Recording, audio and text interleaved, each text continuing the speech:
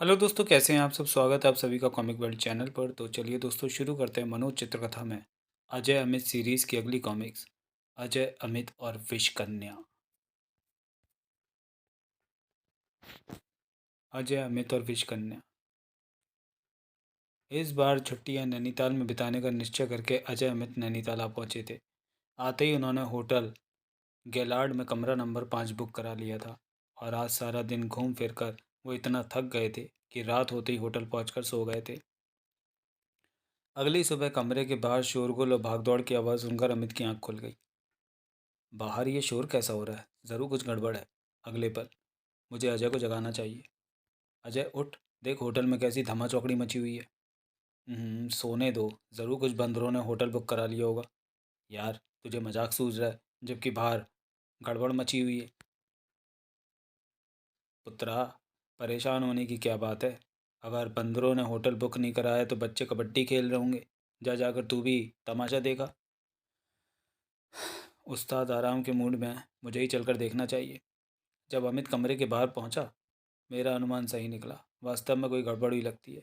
सोचता हुआ अमित कमरा नंबर 10 की ओर बढ़ गया। कमरे के नज़दीक पहुंचकर, चाचा जान, क्या हुआ यहाँ? किसी ने हमारे सेठ जी के बेटे का खून कर दिया है। क्या? बुजुर्ग की बात सुनकर अमित की उत्सुकता बढ़ गई। चाचा जान, मुझे पूरी बात बताइए, शायद मैं आपकी कोई सहायता कर सकूं। जब पुलिस ही कुछ नहीं कर पा रही तो तुम बच्चे होकर क्या कर सकोगे? शायद आपको अभी अजय अमित के कारनामों के बारे में पता नहीं है। उनका नाम तो बहुत सुना है, पर तुम कहना क्या चाहते हो? मेरा नाम अमित है और अजय भी इसी होटल में ठहरा हुआ है। तब तो मैं तुम्हें पूरी बात विस्तार से अवश्य बताऊंगा। मुझे विश्वास है तुम सेठ जी की सहायता ज़रूर कर सकोगे। कहकर बुजुर्ग उसे बताने लगा, मैं दिल्ली के सेठ सुंदरलाल का मुनीम हूँ। यहाँ मैं उनके सबसे छोटे बेटे सुनील के साथ आया था। सेठ जी के कितने बेटे हैं? सेठ जी के 2 बेटे और थे, सुदेश और मोहन। उनकी भी इसी साल हत्या कर दी गई। यानी एक साल में 3 हत्याएं? एक साल में 3 नहीं, बल्कि 2 साल में 6 हत्याएं। पिछले 2 सालों में सेठ जी के घर में ये छठी हत्या है। क्या? सुनकर अमित का मुंह आश्चर्य से खुला रह गया। कुछ क्षणों बाद, इन सारी हत्याओं में कोई खास बात सामने आई हो? केवल यही कि सभी मृत लोगों के शरीरों पर जगह जगह 4 दांतों के निशान मिले। ओह। तभी, मुनीम जी, ज़रा सुनिए। मुनीम जी कमरे की ओर बढ़ गए, जबकि अमित सारी स्थिति अजय को बतानी चाहिए। अपने कमरे में पहुंचकर, उठो अजय, कमरा नंबर 10 में एक हत्या हो गई है। पड़ोसी होने के नाते हमें शोक प्रकट करने जाना चाहिए। हत्या शब्द सुनते ही अजय चादर फेंक कर उठ बैठा। क्या कहा? हत्या? हाँ, चलो अभी चलता हूँ। ये हुई ना बात। कमरा नंबर 10 में कार्रवाई करने वाला इंस्पेक्टर उनका परिचित निकला, अतः अजय अमित की बात बन गई। इंस्पेक्टर अंकल, एक बार आप मुझे लाश और इस कमरे का निरीक्षण कर लेने दें तो आपकी बड़ी कृपा होगी। ठीक है, वैसे अगर तुम लोग इस केस में मेरी मदद करो तो मुझे बहुत खुशी होगी। पुलिस इंस्पेक्टर की इजाज़त मिलते ही अजय आतिशी शीशा निकालकर लाश का निरीक्षण करने लगा और अमित कमरे का। लाश का निरीक्षण करते हुए अजय की निगाहें बेड की चादर में उलझ कर रह गई। ओह, ये लंबे बाल तो किसी लड़की के ही हो सकते हैं।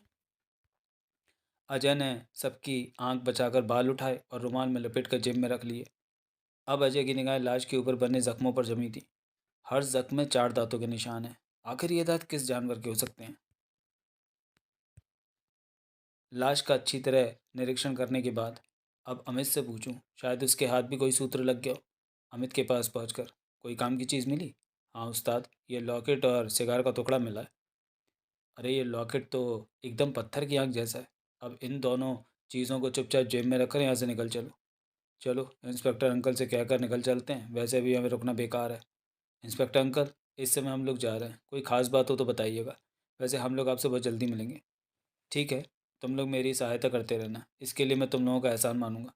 चिंता मत करिए इंस्पेक्टर अंकल, हम लोग आपकी हर मुमकिन सहायता करेंगे। इंस्पेक्टर से विदा लेकर अजय अमित वापस चल दिए। अपने कमरे में पहुंचकर, उस्ताद, लाश पर मिले निशानों से ये तो निश्चित है कि हमला किसी जानवर ने किया है। लेकिन जानवर ना तो लॉकेट पहनेगा और न सिगार पिएगा। फिर जानवर के बाल इतने लंबे भी नहीं हो सकते।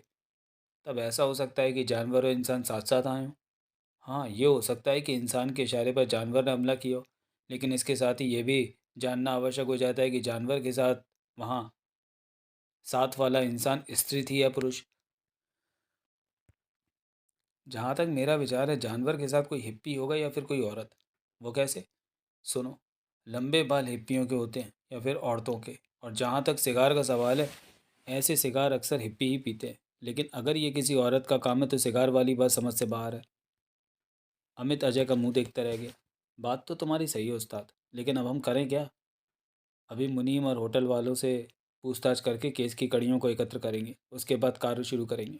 अजय अमित ने होटल के मैनेजर तथा कर्मचारियों से काफ़ी पूछताछ की, लेकिन सुनील हत्याकांड कांड के बारे में उन्हें कोई विशेष जानकारी न मिल सकी।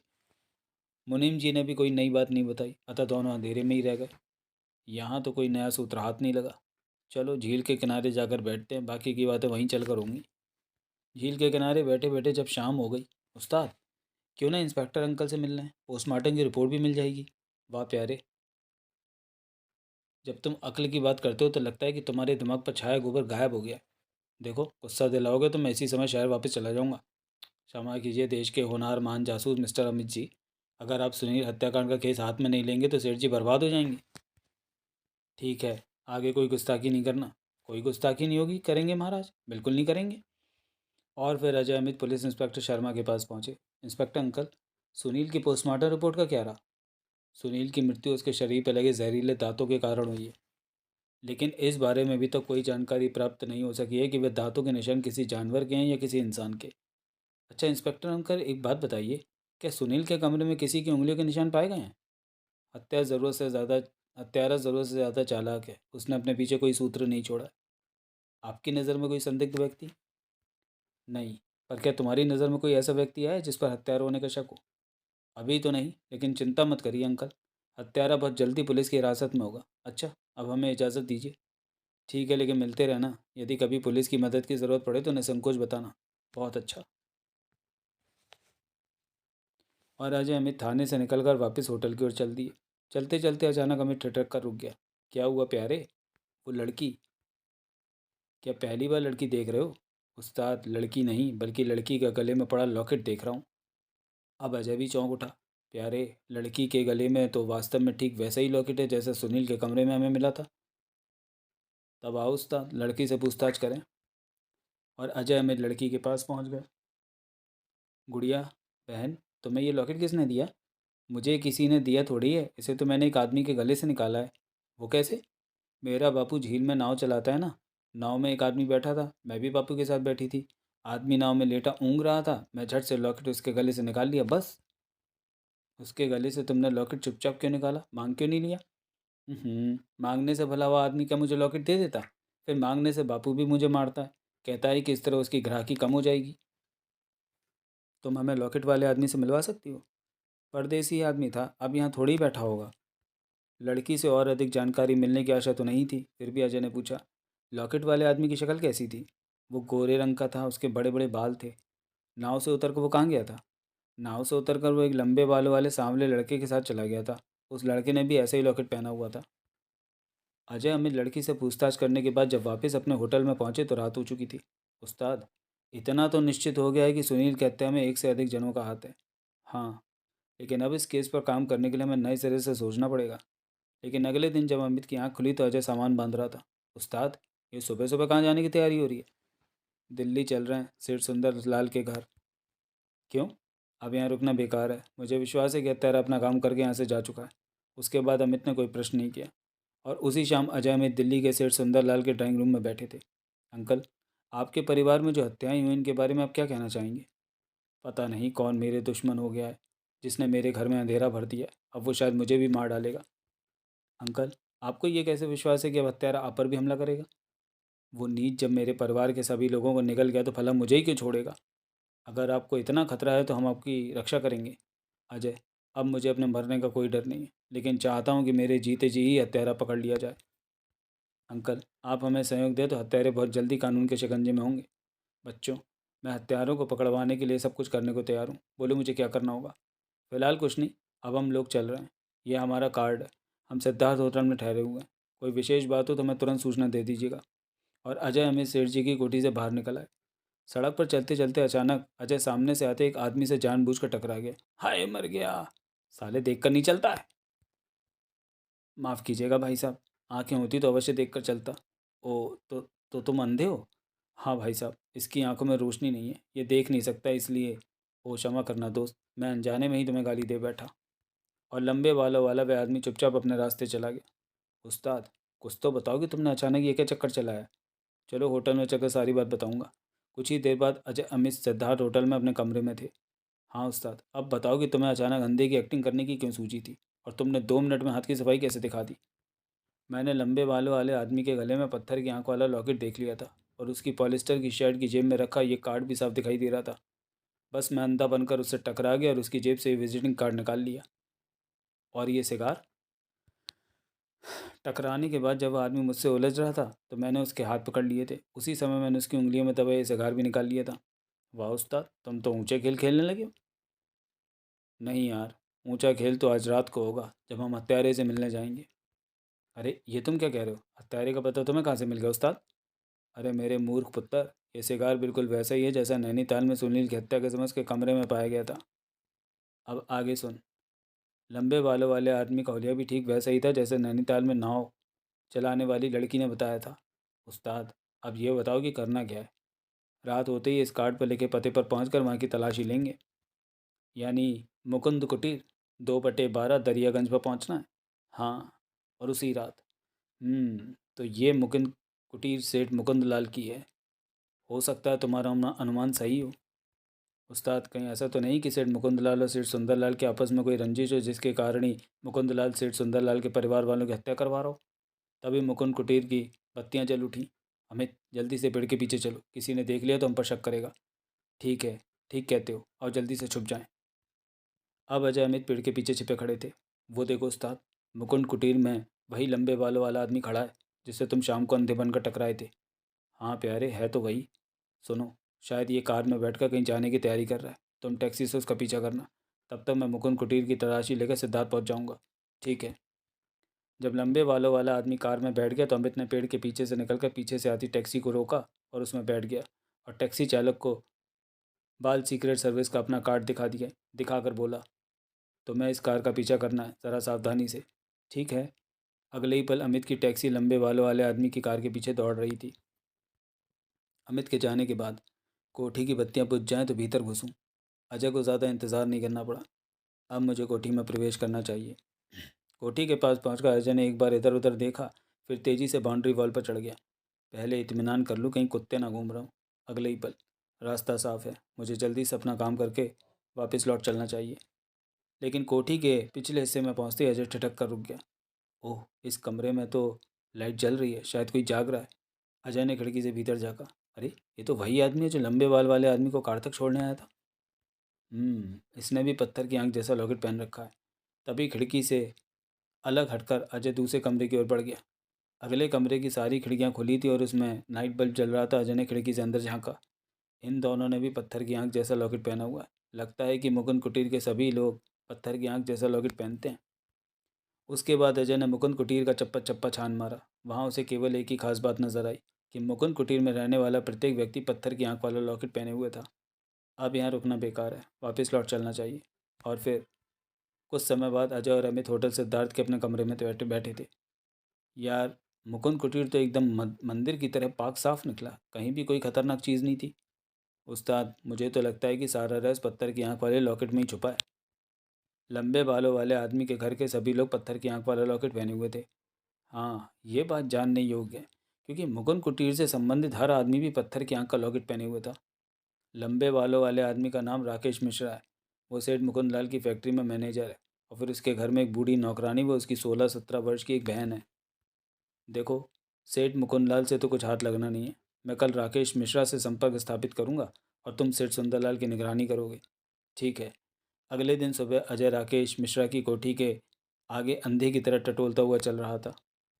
तभी कोठी से राकेश मिश्रा की कार निकली और अजय उससे टकराकर सड़क पर लुढ़क गया। हाय, मर गया। राकेश मिश्रा तुरंत अपनी कार से बाहर निकला। ओ, तुम तो वही अंधे लड़के हो जो एक बार पहले भी मुझसे टकराए थे। हाँ हाँ, आपकी आवाज़ सुनकर ध्यान आया। इससे पहले भी मैं आपका कीमती समय ख़राब कर चुका हूँ। तुम बहुत दुखी लगते हो, अपने बारे में विस्तार से बताओ। हो सकता है मैं तुम्हारी कोई सहायता कर सकूँ। बचपन में ही माँ बाप मर गए थे। एक दोस्त ने मुझे पनाह दी थी, तो उसके मम्मी पापा उसे घर से निकालने की धमकी देते हैं। अब आप ही बताएं, मैं अपने पापों की सज़ा अपने दोस्त को क्यों दूँ। ओह। फिर कुछ सोचकर राकेश मिश्रा अजय को अपने घर ले आया। देख कामनी, तेरे लिए एक भाई और ले आया हूँ। नमस्ते भैया, नमस्ते दीदी। मित्र, ये मेरी बहन कामनी है, आज से ये तुम्हारी हर सुख सुविधा का ध्यान रखेगी। अच्छा, अब मैं चलता हूँ, शाम को वापस आ जाऊँगा। अच्छा। फिर अजय से विदा लेकर राकेश मिश्रा वापस चला गया। राकेश के जाने के बाद कामनी ने नौकरानी को चाय लाने के लिए कहा और अजय को बेडरूम में ले गई। भैया, जब तक धन्नो चाय तैयार करेगी तब तक मैं तुम्हें ये लॉकेट पहना दूँ। कैसा लॉकेट? राकेश भैया के मालिक मुकुंद लाल की इकलौती बेटी है जया। उसने अपने जन्मदिन पर आँख की डिज़ाइन के लॉकेट घर आए मेहमानों को बांटे थे। भैया, वहाँ से बहुत से लॉकेट ले आए थे, तुम भी एक लॉकेट पहन लो। यहाँ पर सभी ने ऐसा लॉकेट पहना हुआ है। ओह, अब तुम यहाँ आराम से रहो, मेरा भी मन लगा रहेगा। अजय लॉकेट पहन चुका तो धन्नो ने चाय का कप अजय के हाथों में थमा दिया। दीदी, आप भी चाय पीजिए। ज़रूर। एक रोज़ जब राकेश मिश्रा कामनी को लेकर सेठ मुकुंद लाल के घर गया हुआ था तो धन्नो बाजार सामान खरीदने। यही उपयुक्त मौका है, इनके वापस लौटने से पहले सारे घर की तलाशी ले लूँ। धन्नो और कामनी के कमरे की तलाशी लेने के बाद अजय ने तीसरा कमरा खोला तो उसका मुंह आश्चर्य से खुला रह गया। ओह, जहर की इतनी सारी शीशियाँ! और ये सिगार तो ठीक वैसा ही है जैसा नैनीताल में सुनील की लाश के पास मिला था। ज़रूर राकेश मिश्रा और कामनी ने ही सुनील का खून किया है। कामनी अगर किसी को काटे तो क्या ठीक वैसे ही निशान बनेंगे जैसे सुनील की लाश पर पाए गए थे? लेकिन अजय ये निश्चित नहीं कर पा रहा था कि राकेश मिश्रा और कामनी को वह किस आधार पर पुलिस के हवाले करे। इसी तरह वहाँ रहते रहते अजय को कई दिन और बीत गए। एक रात अचानक अजय की आंख खुली तो वह चौंक उठा। इतनी रात गए राकेश मिश्रा मेज के पास बैठा क्या कर रहा है? तभी राकेश मिश्रा बड़बड़ाने लगा। नीच पापी, देख मेरे सीने में सुलगती आग कैसे बुझती है। कल तेरा भी काम तमाम हो जाएगा। तब अपनी अम्मा बापू का बदला लेकर मेरे सीने में भी ठंडक पहुंच जाएगी। अरे, इसके हाथ में तो सेठ सुंदरलाल का फोटो है। इसका मतलब है कल सेठ सुंदरलाल का भी टिकट कटने वाला है। अगले दिन राकेश मिश्रा और कामनी के जाने के बाद, अगर मैं यहाँ से निकलकर कोई कार्रवाई करता हूँ तो धन्नो मुझे यहाँ न पाकर बौखला जाएगी। संभव है वह राकेश मिश्रा को भी सूचित कर दे। तब बना बनाया काम बिगड़ जाएगा। अतः एक ही रास्ता है, यहाँ से पुलिस स्टेशन फ़ोन करूँ। और फिर अजय कमरे का दरवाज़ा अंदर से बंद करके पुलिस स्टेशन को फ़ोन मिलाने लगा। पुलिस स्टेशन का नंबर मिलते ही अजय ने अपनी बात कहनी शुरू कर दी। हेलो इंस्पेक्टर अंकल, मैं अजय बोल रहा हूँ। आपके लिए एक महत्वपूर्ण सूचना है। ओह, जल्दी कहो। आप तुरंत मुनिरिका में स्थित मिश्रा भवन के चारों ओर पुलिस का घेरा डलवा दें और मुकुंद कुटीर 2/12 दरियागंज नई दिल्ली पर भी पुलिस का घेरा डलवा दें। और हाँ, 17/2 पटेल नगर में सेठ सुंदरलाल की सुरक्षा के कड़े प्रबंध कर दें। अजय, मैं समझ नहीं पा रहा हूँ कि तुम कहना क्या चाहते हो। इंस्पेक्टर अंकल, मुनेरका स्थित मिश्रा भवन के मालिक राकेश मिश्रा उनकी बहन कामनी आज रात को सेठ सुंदरलाल की हत्या करने के चक्कर में है। इस हत्या के षड्यंत्र में मुकुंद कुटीर के मालिक सेठ मुकुंद लाल का भी हाथ होने की संभावना है। बाकी बात मैं आपको मिलने पर बताऊंगा। शाम को 7 बजे होटल सिद्धार्थ के गेट पर मैं आपको मिलूंगा। वहाँ से हम सेठ सुंदरलाल की कोठी चलेंगे। और इसके साथ ही अजय ने फ़ोन रख दिया। अगर किसी तरह धन्नो को बेहोशी की दवा दे दी जाए तो यहाँ से निकलना आसान हो जाएगा। लेकिन बेहोशी की दवा आएगी कहाँ से? याद आया। राकेश मिश्रा रात को कंपोज खाता है और रखता भी अपने तकिए के नीचे। क्यों ना वही गोलियां चाय के साथ धन्नो को दे दी जाएं। और अजय ने मेज़ पर रखी घंटी बजाई। 2 मिनट बाद ही धन्नो ने कमरे में प्रवेश किया। क्या बात है बेटा? माँ जी, 2 कप चाय बना लाओ। एक कप अपने लिए और एक कप मेरे लिए। अभी लाती हूँ बेटा। धन्नो चाय बनाने चली गई तो अजय ने तकिए के नीचे से कंपोज की गोलियां निकाल ली। बुढ़िया के लिए 3 गोलियां काफ़ी रहेंगी। जल्दी धन्नो चाय ले आई। लो बेटा, चाय तैयार है। चाय के साथ कुछ खाने को भी मिल सकेगा माँ जी? क्यों नहीं बेटा, बिस्कुट ले आती हूँ। धन्नो ने अपना कप अजय को थमाया और बिस्कुट लेने चल दी। बन गया काम। अब बुढ़िया आराम से कई घंटे सोती रहेगी। जब धन्नो बिस्कुट लेकर लौटी तो अजय ने टटोल का प्लेट में से एक बिस्कुट उठा लिया। और लो बेटा, बस और नहीं, कुछ ही देर में बुढ़िया चित्त हो जाएगी। चाय खत्म होने के साथ साथ कंपोज की गोलियां अपना असर दिखाने लगीं। बेटा, अब मुझे चक्कर आ रहा है, मैं जाकर आराम करूंगी। किसी चीज़ की ज़रूरत हो तो बुला लेना। मेरी चिंता करने की कोई आवश्यकता नहीं है माँ जी, तुम आराम करो। चलो, रास्ता साफ हो गया। मिश्रा भवन से निकलकर अजय ने 3 व्हीलर पकड़ा और सिद्धार्थ होटल की तरफ रवाना हो गया। सिद्धार्थ होटल पहुंचकर, अपना आवश्यक सामान तो मैं जेब में रख चुका हूँ, लेकिन अभी 7 बजने में 15 मिनट हैं। क्यों ना इंस्पेक्टर पांडे के यहाँ आने से पहले एक कप गरम गरम कॉफ़ी पी ली जाए। और अजय ने अंदर पहुंचकर एक कप कॉफ़ी का ऑर्डर दे दिया। कॉफ़ी पीकर जब अजय होटल के मुख्य द्वार पर पहुंचा। Hello inspector uncle. Hello Ajay, क्या तुम चलने के लिए तैयार हो? बिल्कुल। ठीक है, आओ मेरे साथ। शीघ्र ही इंस्पेक्टर पांडे और अजय एक टैक्सी पर सवार होकर सिर सुंदरलाल की कोठी की ओर जा रहे थे। अजय मार्ग में इंस्पेक्टर को सारी बातें बताने के पश्चात बोला। इंस्पेक्टर अंकल, आपने तीनों जगह पहरा बिठा दिया ना? हाँ, मेरे आदमी सादे कपड़ों में तीनों जगह घेरा डाले हुए हैं। मेरा कोई भी निर्देश मिलते ही वे तुरंत उस पर अमल करेंगे। थोड़ी देर बाद वे सेठ सुंदरलाल की कोठी के निकट टैक्सी से उतरे और जब किराया लेने के पश्चात टैक्सी वापस लौट गई। वो देखो अजय, मेरे आदमी पूरी मुस्तैदी से अपना कर्तव्य पूरा कर रहे हैं। गुड। तभी अमित किसी जिन्नी की तरह वहाँ प्रकट हुआ। Good evening uncle. गुड, अच्छा हुआ अमित तुम आ गए, वरना तुमसे मिलने का मुझे कोई और उपाय करना पड़ता। लेकिन तुम अचानक यहाँ कैसे? आज रात सेठ सुंदरलाल का भी खून होने वाला है। व्हाट? चीखो मत, और जो कुछ मैं कह रहा हूँ उसे ध्यान से सुनो। तुम्हें इसी समय पिछवाड़े से कोठी के भीतर दाखिल होकर सेठ जी के शयन कक्ष में छिप जाना है। सब कुछ समझाने के बाद अब तुम जाओ और जैसा मैंने कहा वैसे ही करो। ठीक है। अमित के जाने के बाद, आइए अंकल, समय बिताने के लिए कुछ खाने के साथ साथ एक एक कॉफ़ी हो जाए। ठीक है चलो। रात के लगभग 11 बजे जब सेठ सुंदरलाल की कोठी रात के गहन अंधकार में डूबी हुई थी तो एक टैक्सी वहां आकर रुकी और उसमें से दो साए उतरे। शायद कातिल आ पहुंचे अंकल। मैं समझ रहा हूँ। उनके भीतर दाखिल होते ही मैं अपने आदमी को सतर्क होने का संकेत दे दूंगा। टैक्सी के वापस जाते हुए दोनों साए कोठी के एक दीवार पर लगे पाइप के सहारे चार दीवारी पर चढ़कर भीतर कूद गए। उनके भीतर पहुंचते इंस्पेक्टर पांडे ने अपने मुंह में एक विचित्र सी आवाज़ निकालकर अपने आदमी को सावधान रहने का संकेत दिया। उसके बाद वह और अजय भी कोठी के भीतर दाखिल हो गए। इधर सेठ सुंदरलाल के शयन कक्ष में 11 बज चुके हैं लेकिन कोई भी घटना नहीं घटी। कहीं अजय को कोई भ्रम तो नहीं हुआ?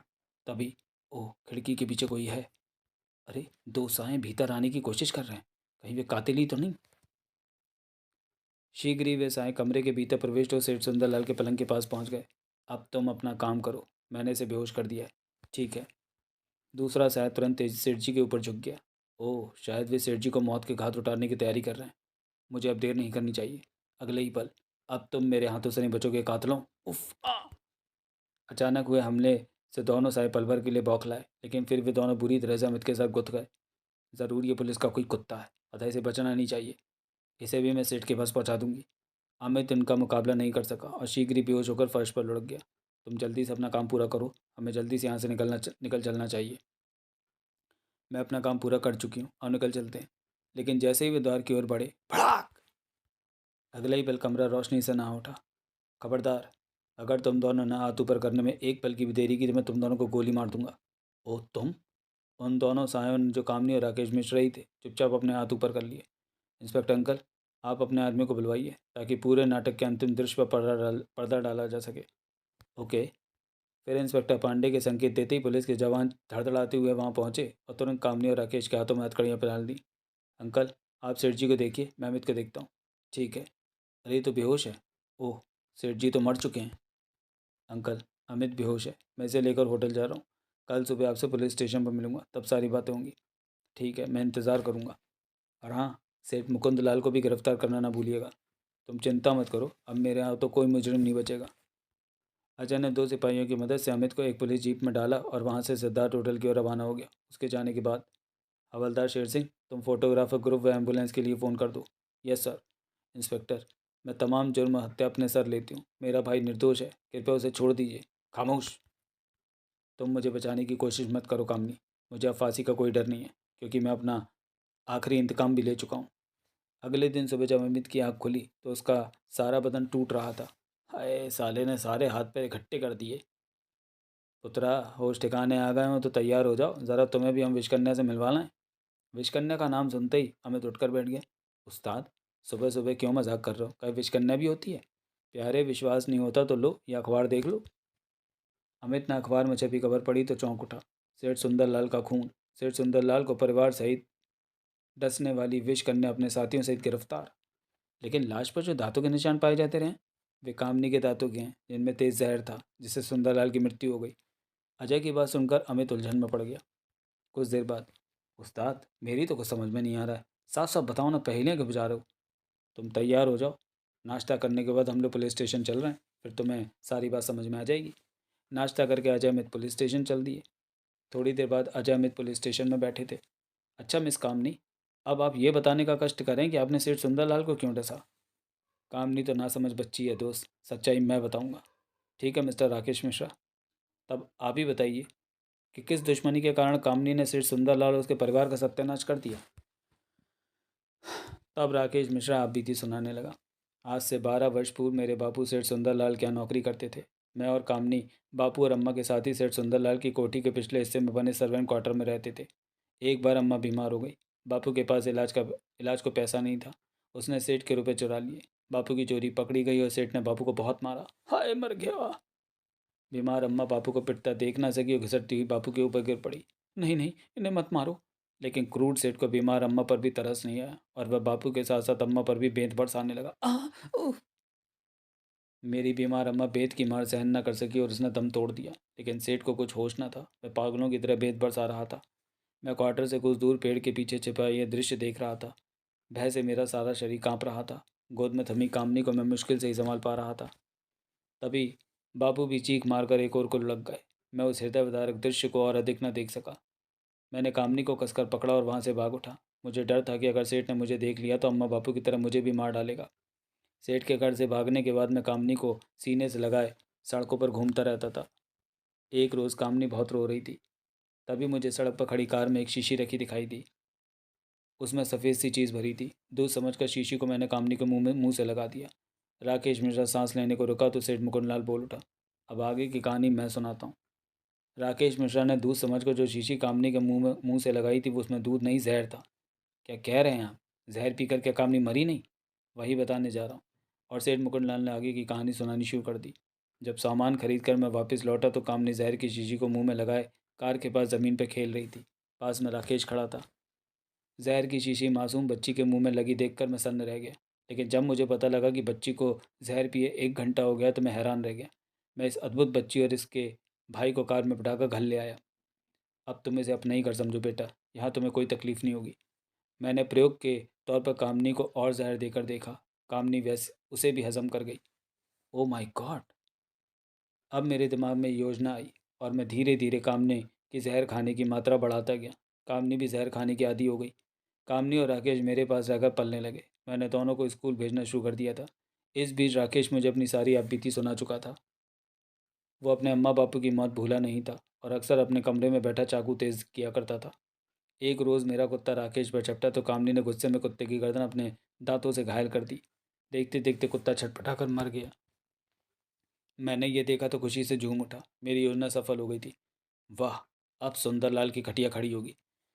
अब मैं राकेश और कामनी को उनके अम्मा बापू का बदला लेने के लिए उकसाने लगा। कामनी और राकेश के सीने में भी बदले की आग सुलग रही थी। राकेश तुरंत सुंदरलाल के खानदान को खत्म करने को तैयार हो गया। तब मैंने अपनी योजना के अनुसार कामनी के दांतों को विशेष रूप देने के लिए 4 दांतों को छोड़कर सारे दांत निकलवा दिए। अब राकेश और कामनी सुंदरलाल के घर वालों के पीछे लग गए और जैसे ही सुंदरलाल के परिवार का कोई सदस्य दिल्ली से बाहर जाता, राकेश और कामनी उसके पीछे लग जाते। जब कामनी काशिकार का शिकार गहरी नींद में सो रहा होता तब राकेश अपने शिकार की नोक पर क्लोरोफॉर्म से भीगा रुमाल रख देता। इसके बाद कामनी शिकार को अपने दांतों से घायल कर देती। कुछ ही क्षणों में शिकार की जीवन लीला समाप्त हो जाती, क्योंकि कामनी अब एक खतरनाक विषकन्या में परिवर्तित हो चुकी थी।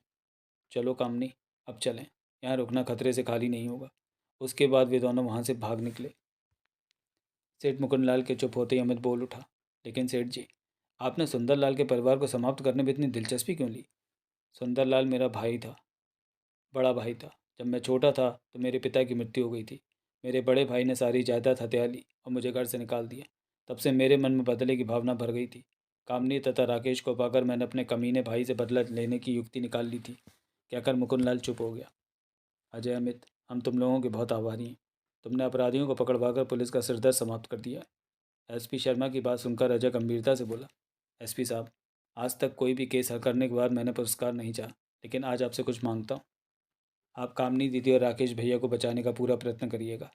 हालांकि इन्हें कानून हाथ में नहीं लेना चाहिए था, फिर भी इनकी मजबूरी को ध्यान में रखिएगा। ओ अजय, तुम कितने महान हो। मैं तुम्हारी बात का ध्यान रखूंगा। और पुलिस स्टेशन से बाहर निकलते हुए अजय अमित काफ़ी गंभीर थे। हमें आप लोगों से विदा लेते हुए दुख हो रहा है, लेकिन चूंकि केस समाप्त हो चुका है इसलिए अगले केस में फिर मिलेंगे। तब तक के लिए विदा। समाप्त। तो चलिए दोस्तों, वीडियो को यहीं समाप्त करते हैं। मिलते हैं मनोज चित्रकथा की किसी अगली कॉमिक्स में अगले वीडियो में। तब तक के लिए धन्यवाद।